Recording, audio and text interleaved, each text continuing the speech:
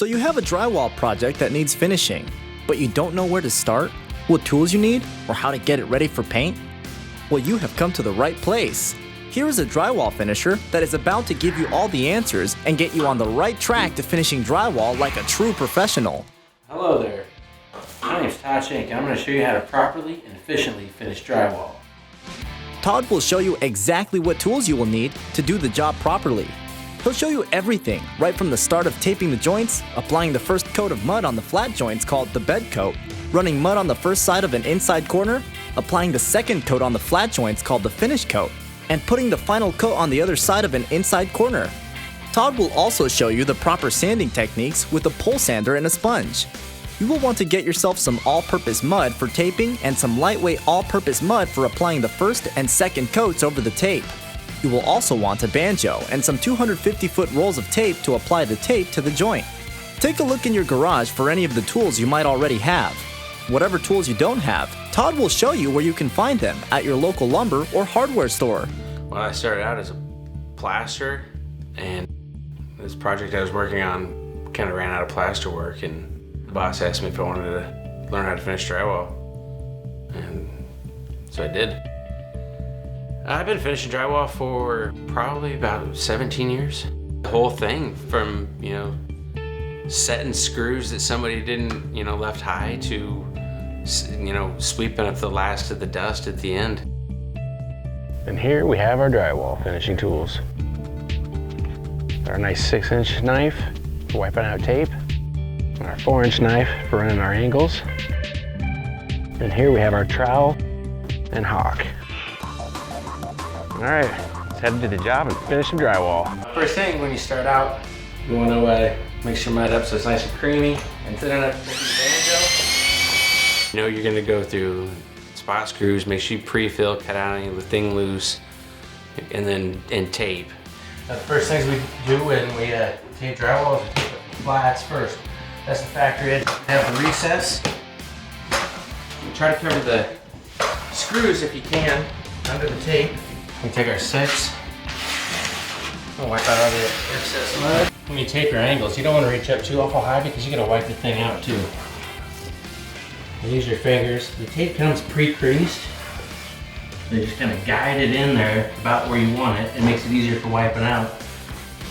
All right, when you wipe out your angles, you want to start wiping out. You want to wipe up one side and down the other side so your tape stretches and you don't have wrinkles in it.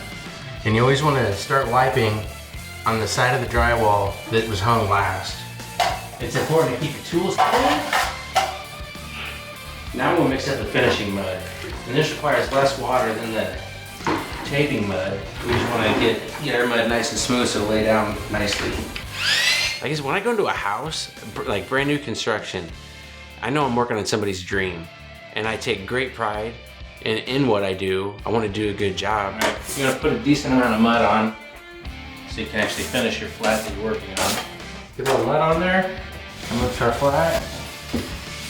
I know that I'm, helping somebody's dream come along and come to life. You can see it's already fairly smooth. We knock down our edges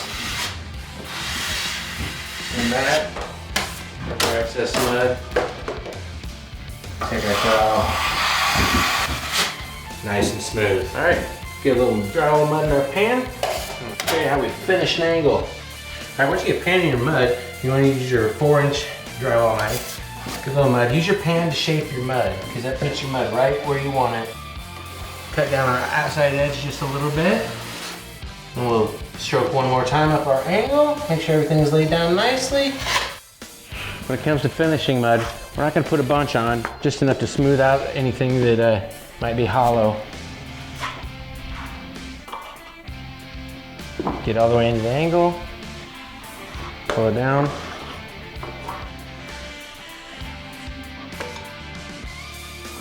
And one final stroke makes it done. Shape the mud with your pan.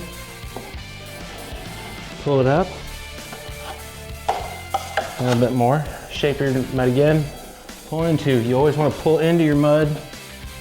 Take any mud off that might have spilled over onto the other side. Cut down your edge.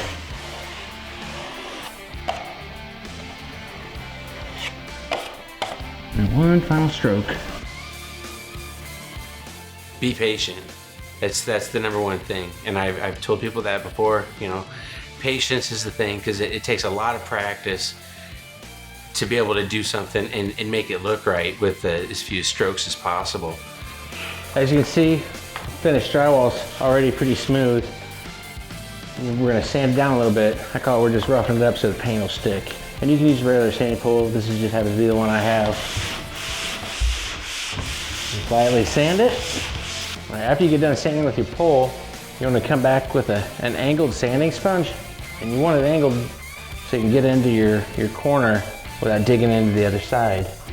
You have to go back and lightly sand the edges a little bit. Don't try to make too many shortcuts, because that'll end up causing you problems almost every time. Always try to do a good job every single step of the way. And now you're ready for primer.